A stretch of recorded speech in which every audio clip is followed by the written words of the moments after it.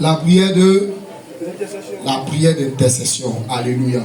Et ce matin, nous allons voir 3 types de prières par la grâce de Dieu. Alléluia. Et notre slogan, c'est quoi? Tout par la prière. Tout par la prière. Rien sans la prière. Rien sans la prière. Répète-le avec moi. Tout par la prière. Rien sans la Et prière. rien sans la prière. Dis-le encore. Tout par la prière. Rien sans la prière. Dis-le encore. Tout par la prière. Rien sans la prière. Alléluia. Amen. Nous parlons ce matin. On a dit que la prière d'intercession, intercéder, c'est prier en faveur d'eux. Alléluia. En faveur de quelqu'un. On a dit que c'est prier en faveur d'une nation. C'est prier en faveur de quelque chose. Quelque chose qui ne nous concerne pas directement. Alléluia.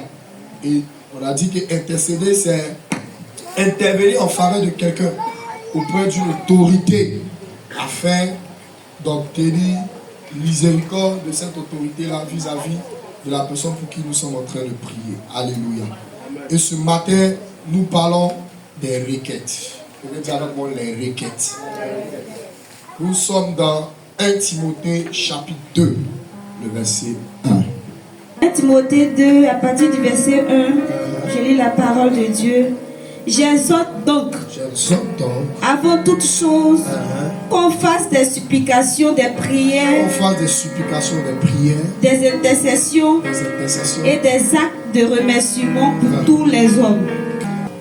Donc les requêtes consistent à exposer des besoins précis à Dieu au cours d'une entrevue, c'est-à-dire au cours d'une discussion. Donc on a dit, quand on devait commencer, que la prière c'est quoi? C'est un échange, c'est une communication entre un être physique et un être spirituel ou un être divin. Alléluia. Donc le moyen par lequel les requêtes consistent à exposer des besoins bien précis à Dieu au cours d'une entrevue, c'est-à-dire au cours d'une conversation, au cours d'une communication avec Dieu. Ce type de prière en grec signifie une sorte de communication ou de conversation avec Dieu dans laquelle on lui présente des doléances précises. Donc, requête signifie une sorte de prière, d'entrevue ou de conversation avec Dieu dans laquelle on lui présente des doléances précises. Alléluia. Jean chapitre 16, le verset 24. Il dit: demandez et vous recevrez. Telle est la promesse de Jésus pour ses disciples. Encore faut-il savoir que ce qui convient de demander. Donc dans la prière de requête, les requêtes, il faut savoir demander. C'est comme tu vas prendre un prêt à la banque. Alléluia. Tu vas pas, quand tu écris ton projet ou tu vas à la banque, tu vas pas dire à la banque: je veux crédit. Tu n'as rien dit. Amen. Hein, tu vas voir un gestionnaire: monsieur le gestionnaire, je veux crédit. Tu n'as rien dit. C'est pas précis. Amen. Donc quand tu vas, tu écris bien: monsieur le gestionnaire, je veux un prêt de 1 million, 2 millions. C'est précis au fait. Donc c'est ça la requête.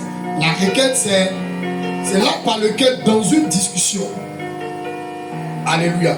Et on a cet exemple dans la Bible, dans 1 Chronique, le chapitre 6, 7, les 2 chapitres. La Bible déclare que Salomon était en prière. Il était en intercession d'abord.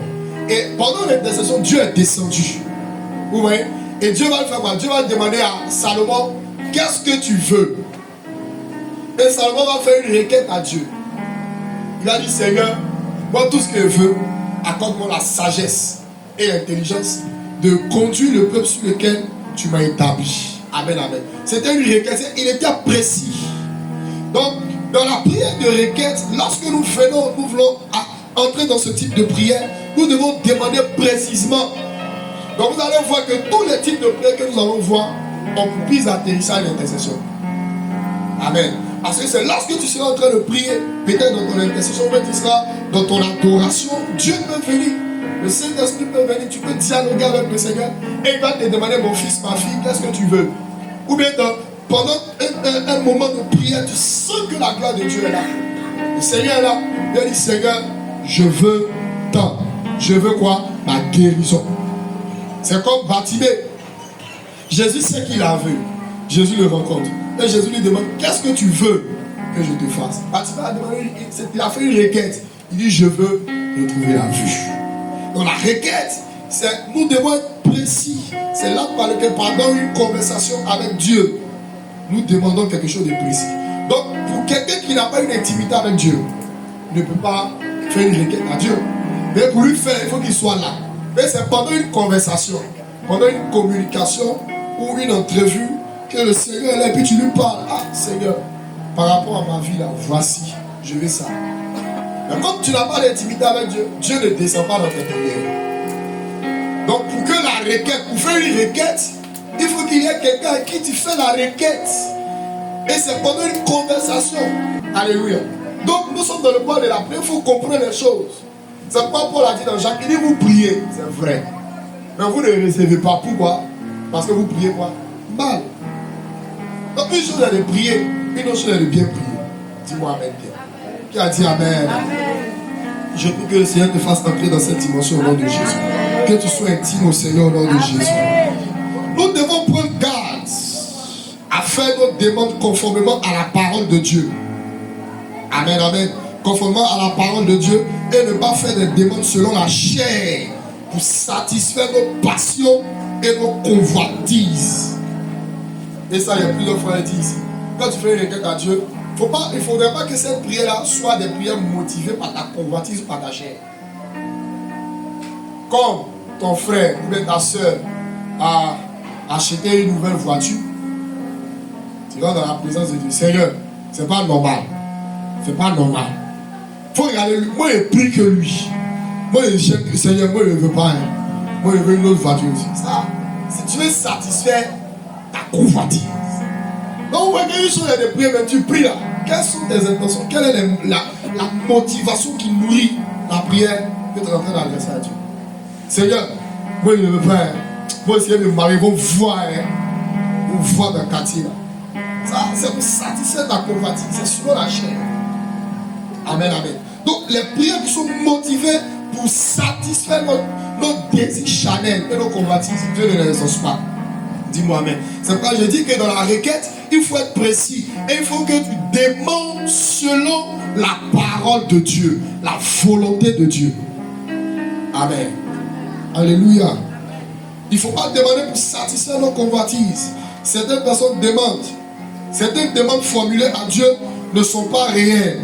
Ce ne sont pas des réels besoins, mais uniquement des choses liées à l'envie, la convoitise des yeux, l'orgueil de la vie, les passions de la chair. 1 Jean chapitre 2, le verset 16. Car tout ce qui est dans le monde, la convoitise de la chair, la convoitise des yeux et l'orgueil de la vie ne vient point du Père. Et le monde passe. La convoitise aussi passe. Et la volonté de Dieu demeure éternellement. Donc dans les requêtes, il faut demander la volonté de Dieu. Amen. Après, tu as vu ta soeur apporter une robe là. Quand toi tu vois, quand tu regardes ta forme, tu sais que ça va aller avec. Tu rentres en prière. Seigneur, je veux la robe. Ça me satisfait de convoitise. Quand toi aussi tu penses à l'air, ils vont dire que toi aussi là, tu as la mode.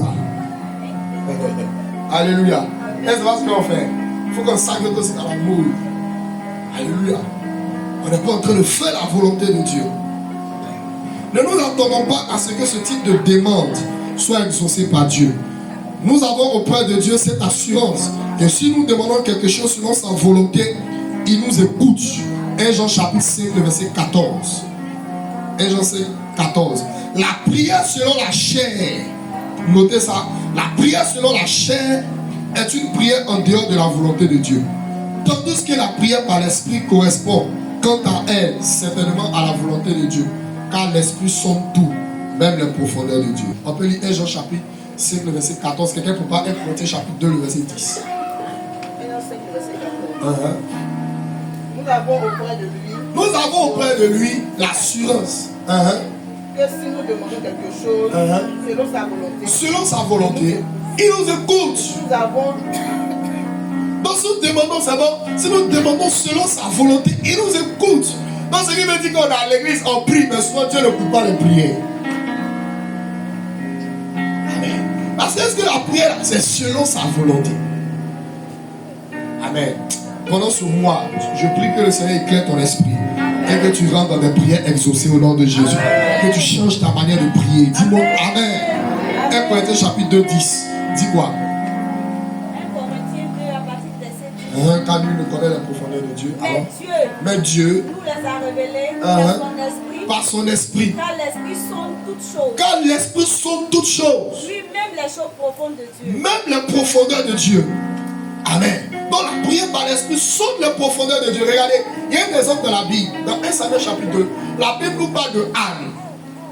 Anne, elle avait un seul besoin. Et le besoin était précis. C'était d'avoir quoi? Un enfant. Quelqu'un me comprend. Mais elle voit que la présence de Dieu, elle prie. Des années, Dieu ne lui répond pas. Donc souvent, les prières inexaucées sont très souvent liées au fait que nous ne prions pas par la volonté de Dieu. Nous ne prions pas par l'esprit. C'est vrai, c'était son besoin réel.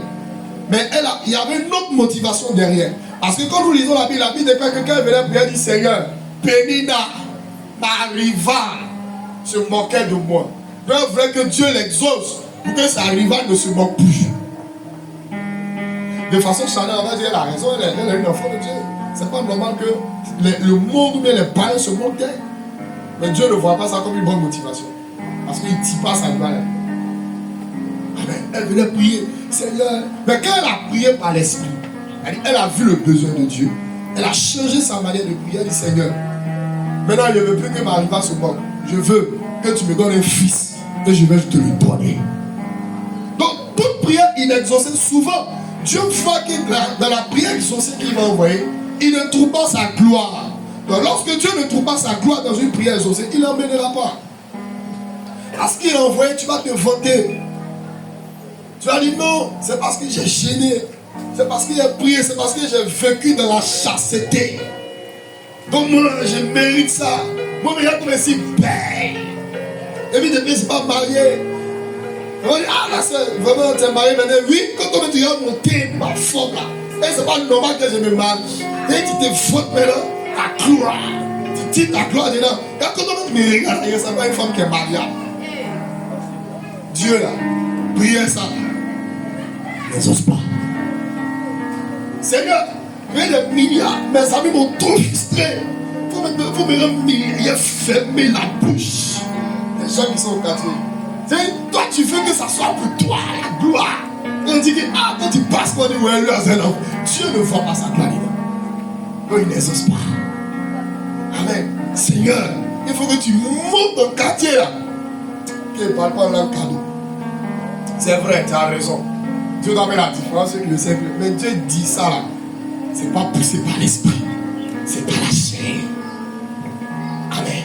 Donc la prière inexaucée, la Bible dit que elle a vu que la bénédiction devait servir au royaume. Donc Dieu va te bénir pour le mariage. Dieu, quelle gloire Dieu dit dans ton mariage. Quelle gloire Dieu dit dans le travail qu'il te donne. Est-ce que le travail ne va pas te prendre le temps? On va t'appeler maintenant, oui Albert, oui pasteur. Vraiment. Aujourd'hui, la vérité, tu as raison, papa, tu as raison. Pardon, dimanche prochain, donc quand tu ne travailles pas là, tu étais prévu à l'église. Maintenant, quand tu travailles, maintenant, c'est dimanche du jour du Seigneur, tu vas laver à billes. Pendant que tes amis viennent à Dodo, c'est là que tu vas laver à billes. Il y a des gens, mais c'est dimanche matin, non? Toute la semaine, dimanche matin, mais fait sport. Jour de Dieu. Oui, aujourd'hui, il n'y a plus la crainte de Dieu. Et dans la prière, il n'y a pas la crainte de Dieu. Dieu n'exauce pas. Amen. Il dit c'est un jour qui est consacré. En Israël, quand le jour du sabbat arrive, personne ne doit faire quelque chose. Même on ne doit pas donner de la nourriture aux animaux. Le jour est consacré à Dieu. Si on te tourne, tu as fait quelque chose, on te lapide, tu meurs. C'était la loi. Maintenant, Dieu nous donne la grâce. Donc maintenant, on fait ce qu'on veut. Avant, quand tu as péché, Dieu te frappe en même temps. Alléluia. Mais maintenant, comme on dit, on donne la grâce, on ne crée plus Dieu. Quand Dieu te gagne, il te donne les millions, il gagne quelle gloire? Dis-moi amen. Petit que tu as là, tu ne peux pas dire là. Dis amen. Hein? Petit que tu gagnes là, tu ne peux pas payer 10. C'est quand Dieu va te bénir les milliards. Quand tu as les 10 de ça, ça fait 100 millions. Tu regardes le pasteur que je suis, petit que je suis. Il me dit, petit comme ça. Il va envoyer 100 millions. C'est là maintenant, chez les équipes climatisées. Vous savez quoi? Qui nous ressemble. Non, moi, il ne ressemble plus à son marché. Il fait chaud. Je vais me trouver une église bien climatisée, puis on s'en s'assoit là. Oh, c'est sous bâche là. Dieu t'a visité. Dis amen. Alléluia. Donc, il y a des prières qui sont motivées par la chair. Seigneur, bénis-moi, ils vont voir. Mes cousines, elles ont foutaise. Et quand on va faire la réunion, c'est moi qui lave les assiettes. Mais elles travaillent. Seigneur, bénis-moi. Ils vont voir. Dieu là-haut, là, continue. Alléluia. Dieu ne dit pas sa gloire. Qui a dit amen. Donc, les requêtes, il faut être précis. Mais il faut être dans une intimité profonde et parfaite avec Dieu. Qui a dit amen. Spirituel. Alors, Luc chapitre 4, 36.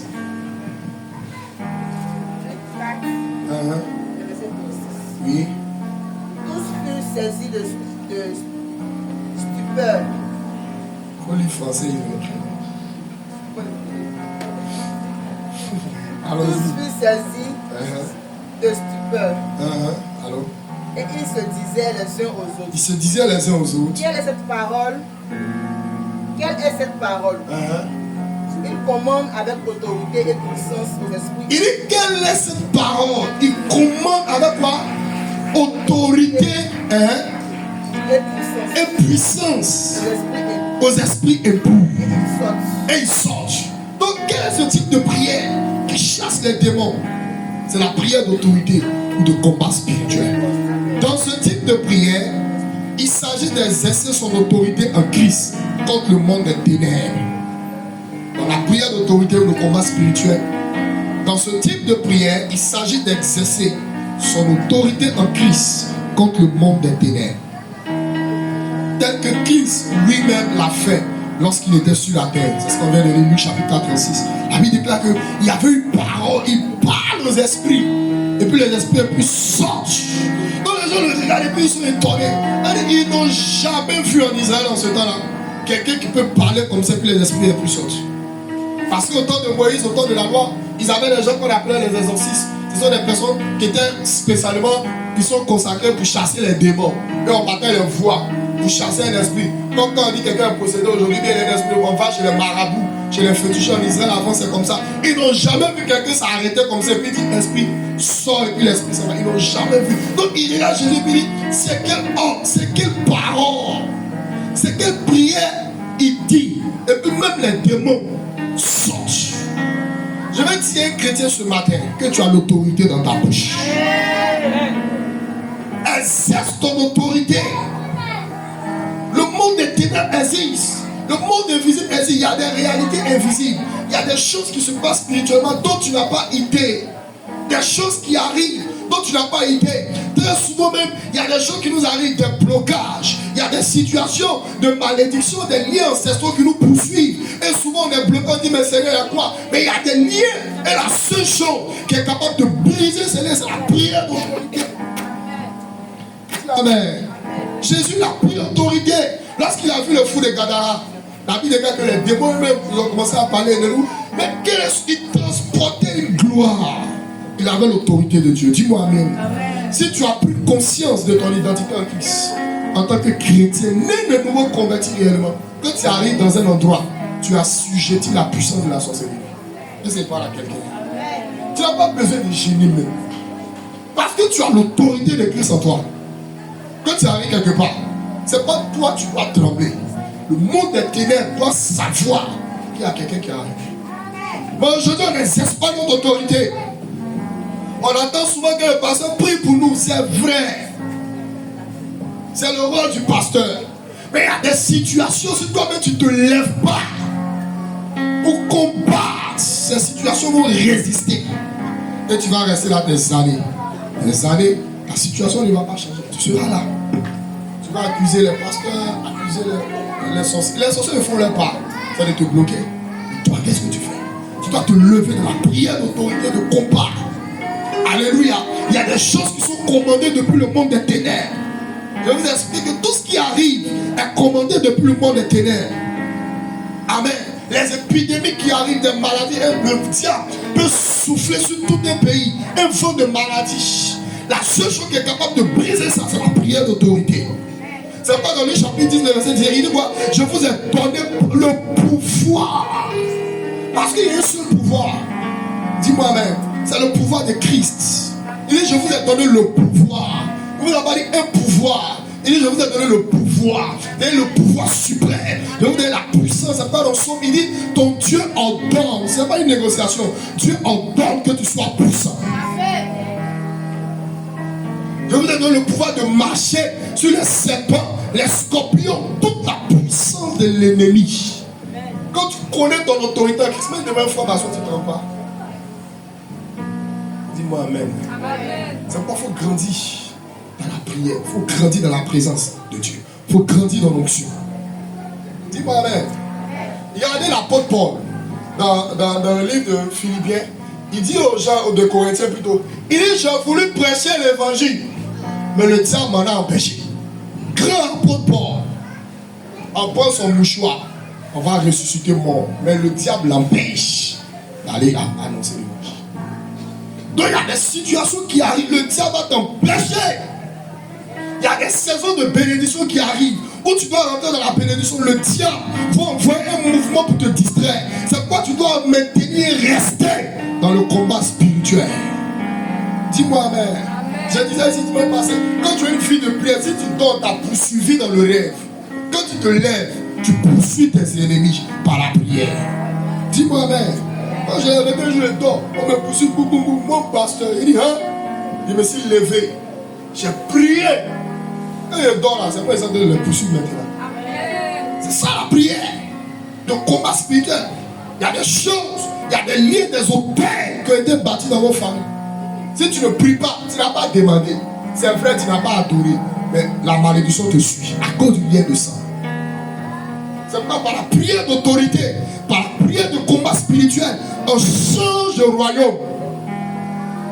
Dis-moi, mais bon, tiens, tu es dans le royaume de Satan. Jésus a dit quoi? Satan ne peut pas chasser lui-même Satan. Un royaume ne peut pas se combattre en lui-même. Alléluia. Donc c'est pourquoi il est important. La prière d'autorité. Les chrétiens souvent devant les blocages qui résultent du monde des ténèbres. Alléluia. Il y a des blocages, il y a des échecs qui viennent du monde des ténèbres. Il y a des maladies qui sont d'ordre spirituel. Dis-moi amen bien. Dis-moi amen. J'ai prié pour une de mes filles. Elle était là comme ça, un coup. C'est si on commençait à lui faire mal. Là, comme elle touche, c'est comme une boule. Amen, amen. Elle va faire les analyses, on dit il n'y a rien. Alléluia. Et le ciel a commencé à grossir. Elle a fait tous les scanners. Les gens pensaient que c'est un cancer. Ils ont dit c'est pas un cancer. Mais c'est un grossisse. Un côté la grossir, la marre. Alléluia. Ça va, ça va comme ça. Si là-bas tu ne fais pas prier l'autorité. On a prié. Il n'y a plus d'autorité sur le démon. Les esprits ont commencé à se manifester. Ils disent que elle là, ils doivent la tuer. Donc le moyen par lequel ils peuvent la tuer, c'est d'attaquer ses seins. Donc il y a des douleurs qui viennent du monde des ténèbres. Vous n'avez jamais entendu des gens dire ah, ma tête me fait mal, même me il est resté. C'est pas simple, c'est venu depuis le monde des ténèbres. Peut-être on l'a ensommé quelque part là-bas spirituellement, mais quelqu'un a soufflé sur sa vie.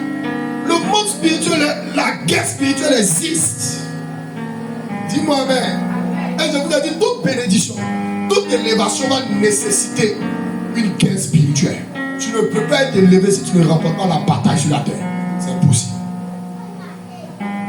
Alléluia. C'est pourquoi nous devons exercer notre autorité. Tu as l'autorité, dis-moi amen. Quand tu vois qu'une situation n'est pas en train de changer, lève-toi dans la prière. Dis c'est pas normal, parle à Dieu. C'est ça la prière d'autorité, le combat spirituel. Dis-moi amen. Il dit en ce moment il faut commander avec autorité et menacer les esprits qui se dressent contre nous. Car le Seigneur nous a donné le pouvoir de marcher sur les serpents et les scorpions, toute la puissance de l'ennemi. Amen. Or, un pouvoir est donné pour être exercé. Donc quand on te donne un pouvoir, c'est pour l'exercer. Quand on dit te donne un pouvoir, ou bien quand le président de la République nomme les ministres, c'est pour exercer l'autorité du ministre qu'on leur a donné. Quand Dieu dit t'as donné l'autorité, dis à ton voisin tu as l'autorité. Dis à ton voisin tu as l'autorité. Tu as l'autorité.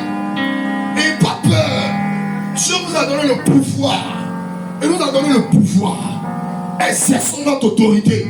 Quand il y a une situation qui se répète, lève-toi de la prière, dis non à la chose. Elle doit s'arrêter. Dis-moi amen. Il dit les ténèbres ne régneront pas toujours.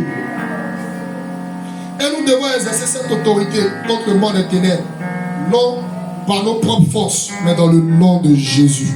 Ne soyons pas intimidés face aux agissements du monde des ténèbres. Car nous avons reçu nous n'avons pas reçu un esprit de timidité, mais un esprit de force, d'amour et de sagesse. De Timothée 1, le verset 7, on peut noter ça. Alléluia. Donc quand tu vois qu'une situation n'est pas simple, il ne faut pas t'agiter. Calme-toi, tu as l'autorité. Dis-moi amen. Quand le président de la République a le bruit au pays, là, il est calme. Il est dans son palais royal. Quand il entend que le pays, il appelle avec un avion, il prépare ça. Amen. S'il doit prendre, il va. Alléluia. C'est ça. Tu es l'ambassadeur. Dis-moi amen. Quand on dit que quelqu'un est ambassadeur dans un pays, tout ce qui concerne le pays où il est là, ce n'est pas son problème. Lui, il est là pour représenter le pays qu'il a envoyé. Et quelqu'un me comprend. Donc nous sommes les ambassadeurs de Christ sur la terre. Donc quand il y a les choses du monde intérieur, sois calme. Tu exerces ton autorité. Dis-moi amen. Tu peux te réfugier dans le Seigneur. Donc nous devons mener notre autorité. Alléluia. J'ai connu une dame. Elle était dans une église et fait tel nom. Et dans cette église-là, bon, c'est une église évangélique, mais ils ne sont pas dans la chose de combat spirituel. C'est classique. Tu vois, classique. Et la femme là, elle avait un sérieux problème de mari de lui. Amen. À chaque fois qu'elle croise quelqu'un, elle n'aboutit jamais. Elle va avoir le poisson. Ça va aller. Donc, il y a des situations là, c'est Dieu qui envoie. Et il y a des situations, quand ça se répète 2 fois. Je vous ai dit, quand une situation se répète 2 fois, 3 fois, 4 fois, c'est plus Dieu. Dieu ne prouve pas quelqu'un 4 fois par la même chose. Jamais. Si Dieu veut prouver ta foi, il va envoyer une situation. S'il voit que ta foi a baissé, il va envoyer une autre situation. Mais ce n'est pas la même situation qui va se répéter. Amen. C'est ce qu'on appelle les choses cycliques, les malédictions de cycle. Ça se répète. Ils sont passés devant ma fille, ça va aller. Ça va aller, attrape ton cœur. Ça va aller. Jusqu'à, selon son témoignage qu'elle me rendait, elle était dans l'église, ce sont les frères églises, les gens qui sont chrétiens, qui craignent Dieu. Elle était pas à la 17e, un truc comme ça. Des relations qui n'ont pas abouti. Après 17 fois, c'est Dieu. Répondez-moi. Après 17 fois, c'est Dieu. Marie, après 17 fois, c'est Dieu. 17 fois, une relation qui se garde, c'est Dieu. Est-ce que c'est Dieu? Ils sont passés à dire non, ça va aller, ça va aller. Amen. Et elle expliquait ses rêves au pasteur. Elle dit, ah, et elle fait les rêves. Je me retourne, comme je suis en train de me marier. Le pasteur dit, voilà. Tu vois. Vous savez, je vous ai dit que les rêves, là, on n'interprète pas en fonction des humeurs. Tu peux faire rêve quand tu es en train de t'envoler dans le corps. Tu vas te dire que c'est une sorte de voyage. C'est pas une sorte de voyage. Quand ils sont en train de t'initier à la sorcellerie, tu as commencé à pratiquer comme ça. Je vous dis la vérité.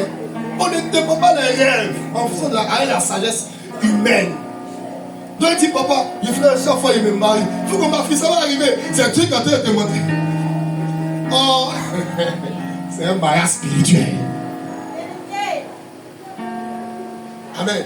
Et elle dit, papa, je me suis marié, je peux avoir des enfants.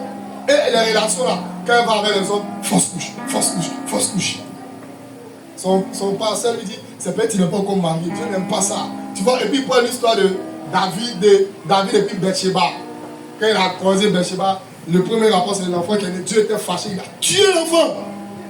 Le premier enfant, c'est après ça, Salomon. Et puis il dit, tu vois, Dieu a tué, non, ma fille, il faut te marier. Dieu veut te donner les enfants dans le mariage. Ok. Alléluia. Tu as fait les rêves, se marient. Toujours il y a les gens, voient les gens de l'église. On a la fête. Oh, c'est un mariage spirituel. Et une nuit, j'étais là, je priais. C'est la collègue de une de mes filles. Je priais. J'ai vu son image. J'ai vu son nom. Et le Saint-Esprit m'a dit, voici, c'est la collègue du temps. J'ai appelé ma fille. Il dit, ah, il y a ta collègue, elle dit oui. Il dit, elle a un problème de mari de bouche. Et voici ce qu'elle voit dans ses rêves. Comme ci, comme ça. Dieu m'a donné avec des détails. Quand elle est venue me voir, elle dit, oui, pasteur, c'est vrai, mais mon pasteur dit que ça va aller haut. Que c'est la volonté de Dieu. Elle dit que ça va aller. Il lui a dit, si on n'a pas chassé le mari de Dieu, on a vieilli 100 ans. Amen. On a commencé à avoir la délivrance. Prier, chasser les démons. Amen, amen. Quand on a commencé la prière de combat, elle va dormir. Elle voit qu'elle va au mari. Et puis, c'est comme si son mari qu'elle voit toujours là. Il attrape sa main de force. Et puis, alors la Marie. Donc, elle s'est réveillée, elle ne comprend plus. Comment quelqu'un va partir doucement la Marie, maintenant il me force. Amen. Il dit, allô. Elle dit, aïe, mais, calme-toi. Il dit, allô. Donc, maintenant, elle a vu que c'était vraiment un mariage spirituel. Amen. Mon frère, on a prié pendant des années. Dis-moi, amen. C'est ça. Le fondement de l'hôtel, c'était trop fort. Elle était brillée. Et elle, quand elle était petite là, elle-même là, quand elle tape, là, le ciel est dedans. Le de son état. Amen. Donc tous ceux au village qui n'étaient pas chrétiens, puis ils ont moyen des sacrifices là. Cherchez votre délivrance. Amen.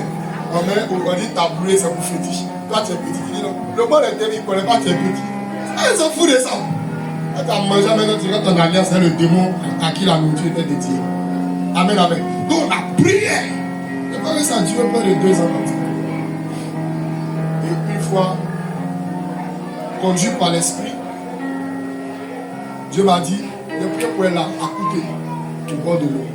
Dieu m'a dit, va au bord de l'eau, fais sa délivrance. Amen. Elle m'a dit au bord de l'eau. Elle a parlé à l'eau. Parce qu'elle venait de là. Parler à l'eau. À un certain moment, quand elle était en train de prier, elle a crié. Elle dit, papa, je le vois, il arrive. Amen. Dans ce moment, il y a un fille, parce que ma maman était fatiguée, donc il n'était plus en esprit. Elle dit, il arrive, papa, ils sont sur l'eau là. Ils arrivent en vitesse. Ah!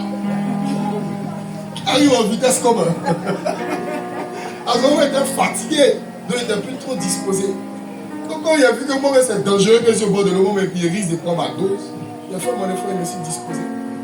J'ai vu un monsieur, grand détail. C'est un géant même. Très grand. Il venait avec beaucoup d'enfants dans sa main. Et il est venu lui donner. Et puis il dit, à Paris aujourd'hui, je te laisse. Il est parti. 1 an, 4 mois après, elle s'est mariée. On a l'autorité.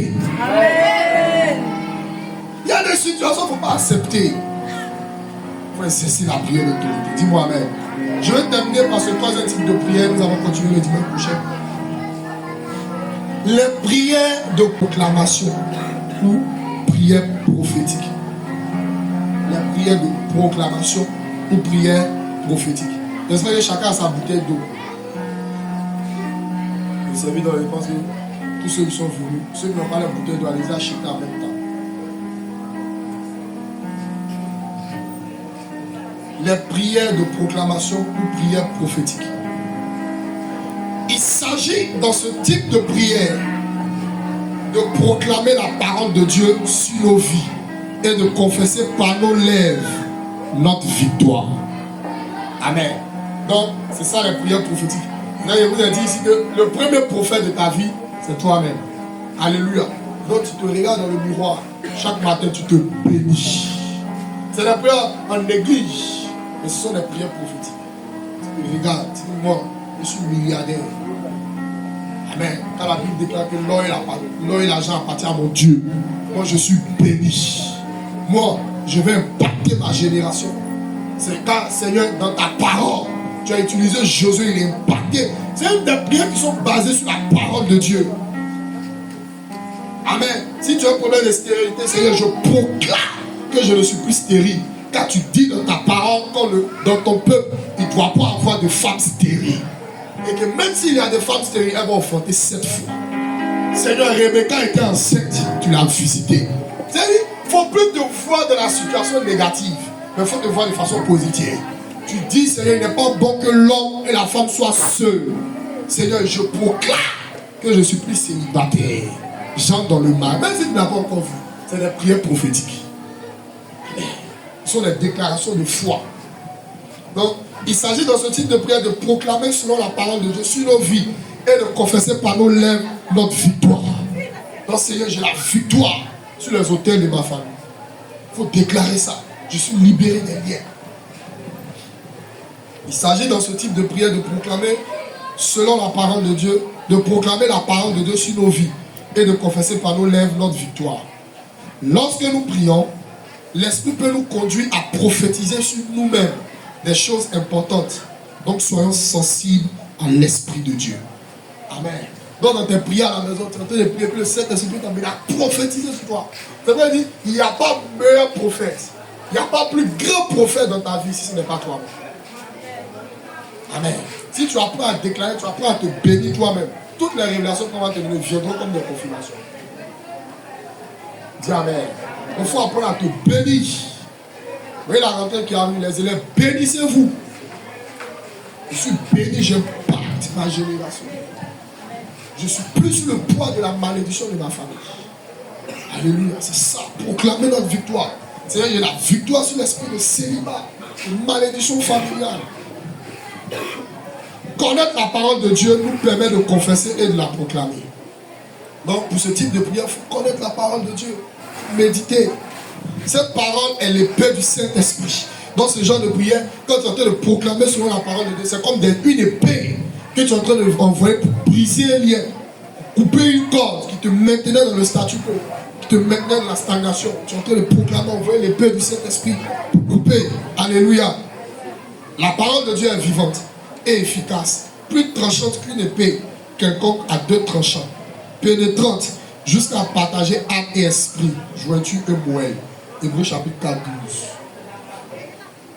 Donc, pour ce type de prière, il faut connaître la parole de Dieu pour la confesser et la proclamer. Hébreux 4, 12, on peut lire ça. Hébreux 4, 12. Allons-y, lisons Hébreux 4, 12 pour moi. Alors. Et puis je vais vous donner quelques versets que vous pouvez proclamer par rapport à certaines situations. Amen, amen. Je vais donner 3 ou 4 comme ça. Allons-y, Hébreux 4, 12. Hébreux 4 à partir du verset 12. Car la parole de Dieu est vivante. Car la parole de Dieu est vivante. Et efficace. Et plus pénétrante. Qu'aucune épée à 2 tranchants. Perçant jusqu'à la division de l'âme. C'est pas âme et esprit. Jointure et moelle. Donc la parole de Dieu est efficace. Amen. Donc la parole de Dieu est efficace. Donc ça vient comme une épée pour séparer. Dis-moi amen. Que le Seigneur te donne de pouvoir proclamer la parole de Dieu sur ta vie au nom de Jésus. Amen. Donc nous devons. Toutes choses ont été créées par la parole de Dieu. Alors, si nous voulons voir manifester une chose dans nos vies, nous devons la proclamer par notre bouche. Nous appelons une chose à l'existence par la parole qui sort de notre bouche. Amen, amen. Donc, toutes choses ont été créées par la parole de Dieu. Alors, si nous voulons voir manifester une chose dans nos vies, nous devons la proclamer par notre bouche. Nous appelons une chose à l'existence par la parole qui sort de notre bouche. Amen. Donc, ce que tu dis, c'est ce qui arrive. Alléluia. La Bible déclare que la terre était informée et Dieu a parlé. Donc, quand tu parles, c'est un souffle. Donc, tu es en train d'envoyer l'esprit en mission. Alléluia. Par la parole, tu peux amener les choses qui n'existent pas à l'existence. C'est pas proclamer. Exemple de quelques proclamations prophétiques que vous pouvez faire. Proclamer sa victoire dans une situation. Dans toute chose, je suis plus que vainqueur par celui qui m'a aimé. Romains chapitre 8, 37. Donc quand il y a des situations qui arrivent, tu es souvent peut-être découragé, tu peux prendre Romains 8, 37 pour proclamer. Proclamer sa victoire dans une situation. Peut-être il y a une situation de plus dure. Donc tu peux proclamer Romains chapitre 8, 37. Proclamer sa guérison. 1 Pierre chapitre 2, le verset 24. 1 Pierre chapitre 2, verset 24. Ça c'est pour la guérison. Proclamer sa guérison. C'est une maladie qui dure, une maladie qui persiste, qui résiste. Tu peux proclamer 1 Pierre 2, 24, qui dit par les maîtres de Christ, je suis guéri.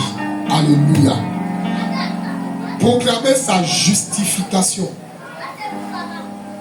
C'est-à-dire, quoi que tu n'es plus lié, tu n'es plus sur la malédiction familiale, donc que tu es justifié par le sang. Tu peux lire Romains chapitre 8, verset 1. Romains 8, verset 1. Il dit donc, il n'y a donc maintenant aucune condamnation pour ceux qui sont en Jésus-Christ. Proclamer sa victoire sur le péché. Romains chapitre 8, le verset 2. Romains 8, verset 2. La loi de l'esprit de ma vie m'a affranchi de la loi de la mort et du péché. Proclamer sa victoire sur les envoûtements et les enchantements. Nombre 23, 23. Contre les envoûtements, l'enchantement.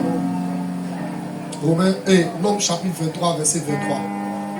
Il dit l'enchantement ne pourra rien contre Jacob, la divination ne pourra rien contre Israël. Nombre 23, 23. C'est bon. Ésaïe 59, verset 19. Proclamer sa victoire contre les plans de l'ennemi, les projets de l'ennemi. Il dit, l'ennemi viendra, l'ennemi va me poursuivre. On peut lire ça. Ésaïe 59, 19. Rapidement pour voir si je ne me suis pas trompé dans mes notes. Ésaïe 59, 19. Il dit, et l'esprit de l'Éternel le mettra en fuite. Allons-y, Ésaïe 59, 19. On craindra le nom de l'Éternel depuis l'Occident, et sa voix depuis le soleil levé. Quand l'ennemi viendra comme un fleuve, l'esprit de l'Éternel le mettra en fuite. Donc quand tu sens peut-être que tu es oppressé dans la nuit, tu sens des présences sataniques, démoniaques pendant la nuit, tu peux prendre Ésaïe 59 pour proclamer ça. Quand l'ennemi viendra, oui il viendra, mais l'esprit de l'Éternel le mettra en fuite. Amen, amen. Prier, proclamer sa victoire sur les prisons sataniques. Tu sens que tu es comme dans une situation. Depuis tu te bats, tu n'arrives pas à sortir. Souvent les prisons sataniques, ce n'est pas forcément peut-être péché, célibat, mais souvent il y a des gens qui sont dans des prisons émotionnelles. Amen. Souvent ils n'arrivent pas, ils n'arrivent pas à prendre une décision, ils sont au milieu, ils sont troublés, c'est une prison. Psaume 142, versets 7 à 8. Dis mon âme de sa prison, afin que je te célèbre. Les justes viendront m'entourer quand tu m'auras fait du bien. Psaume 142, versets 7 à 8.